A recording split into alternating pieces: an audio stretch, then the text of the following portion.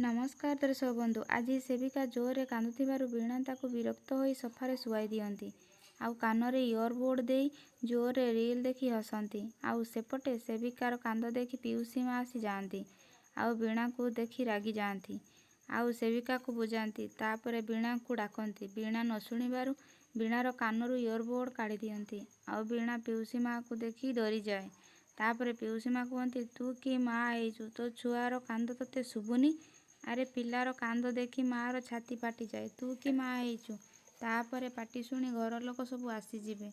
ତାପରେ ବୀଣା କହିବ, ମୁଁ ଆଉ କ'ଣ କରିବି? ସକାଳ ପହରୁ ତାକୁ ଚୁପ୍ କରୁଛି, ସେ ଚୁପ୍ ହଉନି।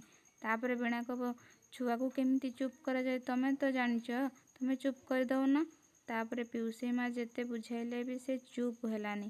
ଆଉ ସେତିକି ବେଳେ ଗୌରୀ ଆସି କହିବ, ପିଉସୀ ମା ମୋତେ ଦିଅ। ତାପରେ ସେବିକା ଗୌରୀ ପାଖରେ ଚୁପ୍ ହେଇଯାଏ। ଏକଥା ଦେଖି ଘର ଲୋକ ଆଶ୍ଚର୍ଯ୍ୟ ହେଇଯାଆନ୍ତି।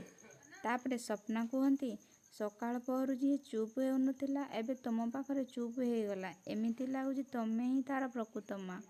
ତାପରେ ଗୌରୀ ଆଶ୍ଚର୍ଯ୍ୟ ହୋଇଯାଉଛି। ଆପଣମାନଙ୍କୁ କ'ଣ ଲାଗୁଛି? ଗୌରୀ କ'ଣ ଜାଣିବ ସେବିକା ତାର ଝିଅ ବୋଲି? ଆଗକୁ ଦେଖିବା ପାଇଁ ଚ୍ୟାନେଲକୁ ଲାଇକ୍, ସେୟାର, ସବସ୍କ୍ରାଇବ୍ କରନ୍ତୁ।